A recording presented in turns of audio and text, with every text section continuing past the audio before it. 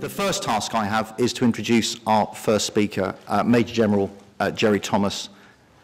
I think that General Jerry is in a unique position to talk to us, given his experience as both an operational commander, having commanded 3 Commando Brigade on operations in Afghanistan, and having spent a very long period in Defence Intelligence, both as heading up Defence Intelligence operations and for the last 3 years as the Assistant Chief of Defence Staff Intelligence Capability in the MOD.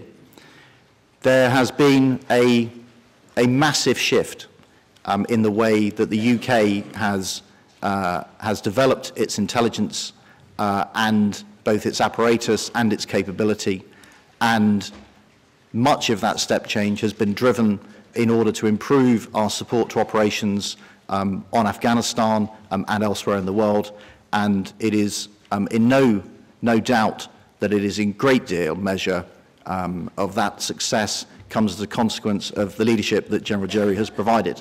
I'm looking forward to his talk this morning, and General Jerry, we look forward to your unified intelligence environment.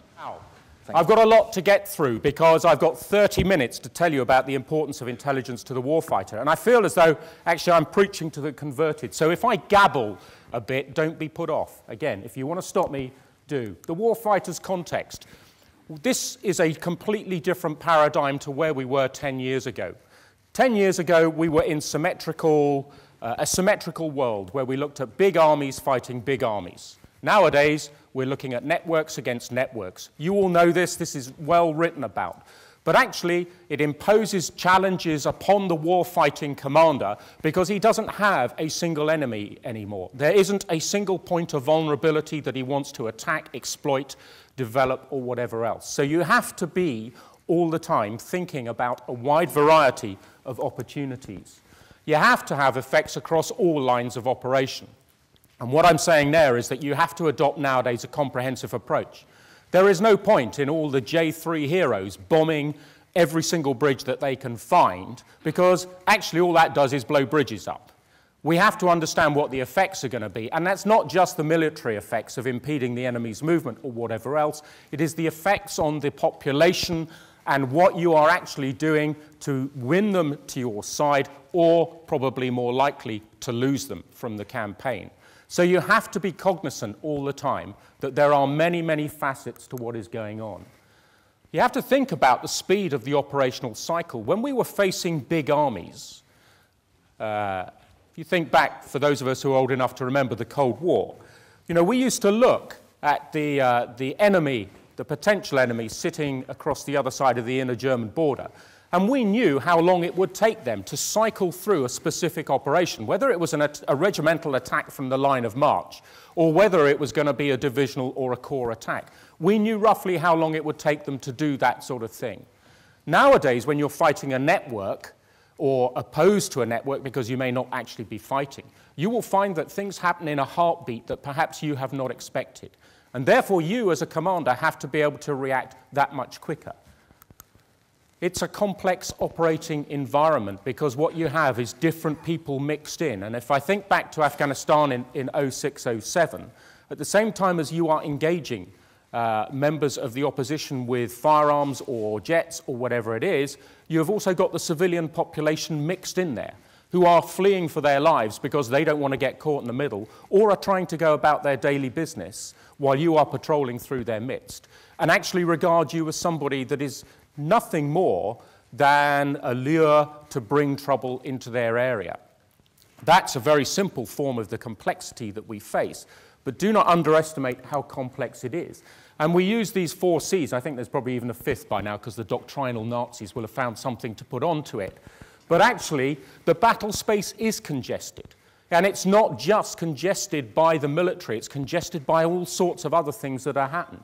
And that congestion isn't actually orderly congestion. Not everybody's on the roads. It is completely cluttered. There is all sorts in there, and a lot of it is hugely unpredictable. It's contested at absolutely every level, whether it's actively or passively contested. Nothing is given that is yours by right. And it's connected. Everything's connected. Who's got an iPad on their lap at the moment? Who's looking up stuff while I'm talking? You might not want to put your hand up because that could cost you press-ups. But actually, okay, everybody is connected all the time. At the moment, I hope all your phones are on silent, but you will be checking your emails while today is going on. And there is the 3-block war and low-signature enemies. And when we talk about those, we mean you might be war fighting in that block. At the next block, you can be doing counterinsurgency, and in the third block, you can be doing humanitarian assistance. And you can be doing all of that, literally, within the space of 3 city blocks. And the low-signature enemy is somebody that is very difficult to detect. Remember, this is asymmetric, and therefore, to achieve the ability to operate across all of that context, the commander has to have an excellent, and I can't sort of reduce it down anymore, an excellent feed of information and intelligence to enable him to do his decision-making. Now, the implications of the complexity that I was talking about for intelligence are this. Firstly, we have to be doing our horizon scanning and early warning all the time. And this is something that we tend to neglect because we get focused on a single point, and actually, we miss all the stuff that's going on around us. So we have to maintain, as intelligence officers, a peripheral vision. We have to maintain the ability to shift targets quickly. I don't mean shift targets when firing, but shift your intelligence focus, if you like. And we have to make sure that our intelligence foci are integrated with everybody else's, so that we're working with our allies or other government agencies or whatever it is to make sure that we are putting together the best possible picture, because what we are trying to achieve, as it says there, is understanding. In all of this, because we have multiple sources and agencies that we are trying to integrate, we have to be able to manage the mission properly. The intelligence mission is no less complex than the operational mission, and there are lots of moving parts. And the danger is if we do not get our mission management right, everybody will be looking at the same piece of ground on the planet and missing all that peripheral stuff. So we have to make sure our mission management is fully integrated as well. We have to have collaboration across all the INTs. Geospatial intelligence, that's what you all do. I'm going to talk later about it being the backbone of other stuff, but geospatial intelligence on its own is not enough. That's probably heresy in this room, but it is not enough, because actually what I need is human intelligence, signals intelligence, MASINT, and various other things to come together and give me a good picture. Because as a commander, if you come to me and say, here's a really good map, yeah, great, it's a really good map. But who's on that map? What are they doing? Where are they coming from? All of that in a minute. And that involves, of course, not just collaboration across the INTs within our own structures, but with our allies and partners again, because this has got to be a network. It's got to be a network on our side fighting a network on their side. And if we don't have proper international collaboration, we will not build up that all-encompassing vision. We will not develop that understanding that is so important to us. And therefore, that gets you into the conclusion, I hope, where you understand that multi-intelligence products are vital. There is no point in just having a HUMINT source report or a very nice image that's been taken by an air-breathing aircraft or whatever else. What you want is one of those, but mixed in with lots of other stuff from the other INTs.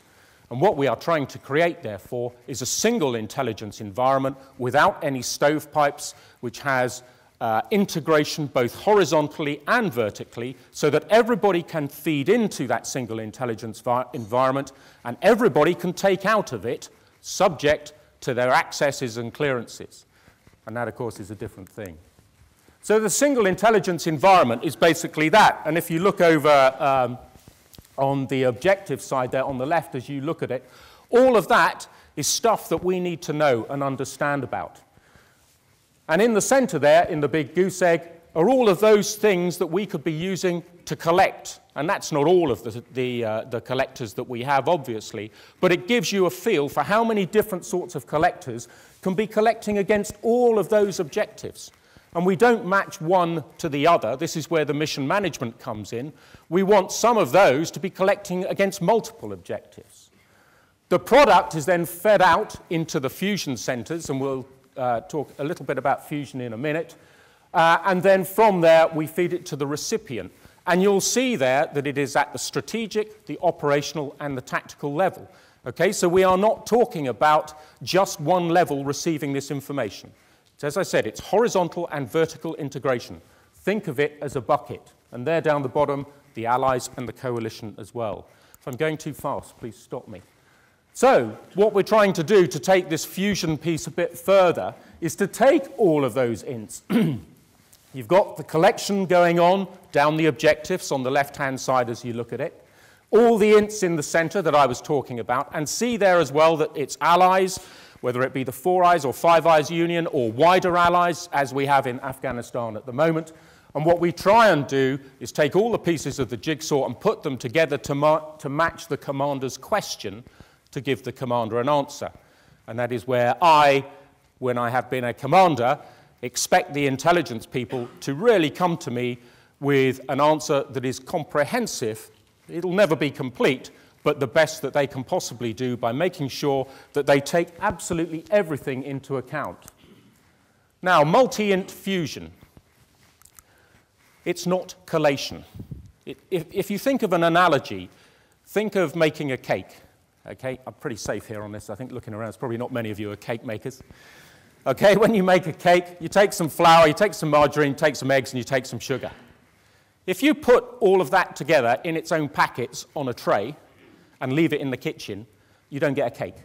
What you get is a collation of ingredients. If, however, you smash them all together and mix them all up and add a bit of water, stick it in the oven for 45 minutes, you get a cake. It may be burnt. I don't know if that's a bit too long for a cake. But you get a cake. And what I'm trying to do with the Mickey Mouse approach to fusion here is to show you that actually what you have to do is you have to break down the intelligence that you are taking to its fundamentals, and then you have to reassemble it in the shape that you want it to be useful in the future. Okay? Just taking a HUMINT report, a SIGINT report, and an image and putting them together doesn't mean anything, because actually the commander's going to look at that and say, okay, but what does it mean? And so what the intelligence officer has to do is to take the HUMINT, the SIGINT, and the image, look at them and make an assessment or do some analysis and then make an assessment of what does that actually mean for the future. Not what did it mean in the past, because intelligence officers are very good at telling you what happened yesterday. But as a commander, I want to know what's going to happen tomorrow. Okay? And this is where we are trying to get to now with fusion. It's got to be all available intelligence sources. If you wanted to, and we had the time, we could go into a very long discussion about the difference between multi-intelligence and all-source intelligence. I don't really have the will anymore to do that sort of discussion because I think it's somewhat irrelevant. But believe me, the purists would say that what we do is multi-intelligence, not all-source intelligence. Take it from me, you can discuss it at your leisure. It's got to be classified and open source, though. Too many intelligence officers are wandering around saying, well, you know, unless it's top secret, you can't bend it. There, it's no use whatsoever. Well, that is complete rubbish, because the majority of stuff is out there in some form or another and doesn't actually have to be classified at that level. If you get into data mining on the internet or whatever else, stuff that you guys all know much better than me, you can find a lot of this is readily available out there already. If you talk to General Mike Flynn about his view of open source, he would say, I believe, that about 80% of it is available through the open source. Stuff that we readily classify today is actually already out there in the public domain. So making sure that we have access to open source is very important. But within our concept of multi-int, we reckon that the geospatial backbone is the key. And by backbone, I mean exactly the same as the human skeleton, the spine. Everything hangs off it, okay, in one way or another. Again, I'm not a biologist, you're about to find that out. Everything hangs off it, okay? If you take it away, you just become a soggy heap on the ground. That's the way to think of the geospatial backbone. It is the structure, if you like, the supporting structure that everything hangs off. Now, that is not to say that it is irreplaceable, but it is almost irreplaceable. Because actually, if you think about it, and I'm going to quote a colleague, Vanessa Lawrence, and I'm going to misquote her. from Ordnance Survey. But she has a view that is entirely correct, that whenever anything happens, it happens somewhere. And that's true. When you think about it, it happens somewhere. It might even be at flight level 3-4, but it's still happening somewhere relative to a point on the globe. And sometimes people miss that point, that there is some way of referencing an event, an activity, or whatever else to a specific place on the globe. And if nothing else, that gives you a datum that then you can model all your other stuff around. I hope I'm speaking to the converted. And what we want to do here is to take that georeference point and make it the basis of our multi-layered visualization. And I'll show you one I made earlier in a minute. Okay, it's a way of providing, and bear in mind I'm talking about the commander now. This is not political assessment for the Prime Minister. This is for the commander. We are looking at providing multi-level or multi-layered visualization so that the commander can see something, and by the use of text boxes on that visualization, he can understand the context. It goes back to the context that I was talking about. And it does complement the all-source assessment without going down that rabbit hole. But actually, there will be people doing all-source analysis and assessment who will be looking at the political backgrounds and whatever else. It does complement it. So if you're using multi-int product, which is visualized, it's still page-thick papers that are written about what the political structures are or whatever. And basically, we are looking at doing this from Whitehall to the warfighter. So Whitehall's just out here. We will be producing, once the Defence Geospatial Intelligence Fusion Centre is up and running in June, July, sometime this year, it will be producing intelligence that will go from Whitehall all the way down to the company commander in the field, and maybe even lower than that.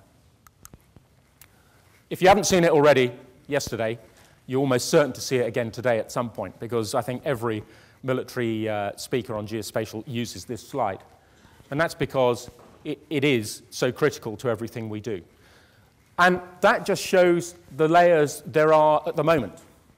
We have a system in the UK called DataMan, which has been developed by Colonel Mark Burrows and his people in 42 Engineer Regiment, that has just received a prize for being superb at doing this stuff. And there are, I think, somewhere in the region of 300 layers of information that DataMan has on it. I mean, this is phenomenal stuff. Compared to where we were 2 or 3 years ago, this is a significant leap forward. Now, I'm just showing you a few layers there. But imagine 300 layers of specific information and intelligence that you can have in a single data management system. Just imagine the power that that gives you in terms of information and intelligence. But to go back to the visualization, this is something that the Defence Geographic Centre produced a few years ago. And it is a real picture of Gereshk. And on one side of the product was the map itself, and on the other side was an image which had some markings on it. For you guys, you probably look at it and think that's really unsophisticated. For the young Marine who's out on the ground, who can fold that up and stick it in his inside pocket, when he comes under fire as he's crossing that bridge, he can whip that out and have a look at it, and instantly, by looking at the map and then at the image itself and seeing the markings that are on it, that gives him immediate situational awareness. It tells him something at a glance that he would not have been able to derive in any other way. This is not real. Because of classifications and various other things, we've developed this. It's completely synthetic, but it does the same as it would do if it was real, if you see what I mean. And what we've done here, and it's not particularly sophisticated, but what we're trying to do here is say, okay, this is the sort of product that we're aiming for. So we take a basic image, and then we start to put stuff on it. And as you can see down in the key on the bottom left-hand side, and because it is an unclassified thing, there is no detail. So imagine those are text boxes on there. But where it says in the light blue, where those light blue circles are, HUMINT collect, there would be a reference to a HUMINT report. There may even be the gist of that HUMINT report printed onto that image. Okay, so that the commander, when looking at this, can say, that's really interesting because the HUMINT report that sits in the middle of that SIGINT tipper, the big red goose egg there, is really interesting. That tells me something. That tells me something is going on. Hopefully the intelligence officer tells him what's going on. Imagine that. How many layers is that? I don't know, 4 or 5. Note the boxes up there, they would be filled in as well with more detail. You imagine if you had the potential to take any number of layers out of the 300 layers that are available. Obviously, you then face a problem of could you actually, would it make any sense? Would it be too congested, to use that word from earlier on, too cluttered? But actually, it gives you the ability to tailor the product to the actual commander's question. It's just a question of having all that information to hand. Sorry, I've got to move on. This is a slide, I'm going to name drop now. This is a slide given to me by General Petraeus when I worked with him in CENTCOM. But it is the real slide, and it is really unclassified for the Americans in the audience. I haven't changed the classification. And it was the Battle of Sada City. Just look how many collects there are going on there. I'll give you a second to look at that and read the bits at the bottom. And that was all available to a brigade commander. And that was being presented in the form of visualization. Okay, because actually, if all of that was produced in written text, he'd never have enough time in the battle to read it and to do the commanding as well. So the brigade commander, sitting down the bottom there in 34ID, the brigade from 34ID, or sorry, the 3rd Brigade of 4th ID is what I'm trying to say here, he would have had all of that stuff coming into him. And that was 3 years ago. And now we've got so much better because we've got so much more stuff going on. So for the commander, he's got to be able to sift and sort and do all the analysis. But of course, he doesn't have time. So that's what his intelligence people have to do for him. So what do we need to do multi-intelligence? We need good information management and good information exploitation. And we need networks that are robust and capable of doing it. Again, I'm probably teaching you to suck eggs, but it's worth saying, especially if any of you are involved in the development of this sort of stuff. We need bandwidth and processor speed, and you keep hearing from the military, especially the military like me who don't really understand communications because it's all a bit technical and geeky. People say to me, why isn't it working? I say, well, because we haven't got enough bandwidth. And they say, well, actually you have, sir. You've got 64 megagigabytes of bandwidth. And I say, don't blind me with science, it's not working. Okay. Actually, what they should have been saying to me is, you've got masses of bandwidth, sir, but the computers that we're hanging this off are so crap that they wouldn't possibly do it, because they just can't cope with it. What we have to do is we have to make sure that as we develop our bandwidth, and we are constantly increasing our bandwidth, that actually the systems that we then run the stuff on is capable of handling what it can do. But actually, importantly, what we need are linked common databases. And Air Chief Marshal Sir Stuart Peach will speak to you later on this morning. When he was doing my job in 2003, and I was the Director of Operations and Defence Intelligence, he used to be hugely frustrated by the fact that in Basra, we didn't have a common database that was linked back to something that we had in the UK. He's probably still frustrated because we still have problems with our databases because everybody uses a cottage industry version. We're getting there. But actually what we need probably, which I haven't got on this slide, is we need a really good and effective CIO who tells us what to do rather than letting us all do our own thing. We need the Web 2.0, we need the wikis. The chat rooms are proven on combat. There is nothing like sitting in the field, commanding an operation, and having somebody talking to you from the UK who is looking at something through, let's say, a Reaper and listening to something at the same time saying, this is what's going on. I can see people moving at this grid. That's what we need. And podcasts and all the rest of it. Common formats and data standards. Yeah, okay, I don't need to go any further. You know we have done a lot on data standardization of late. If we don't have common standards, you don't know what we want in the future. If we don't have data standards, we can't interoperate. We need a culture of reach back and reach out.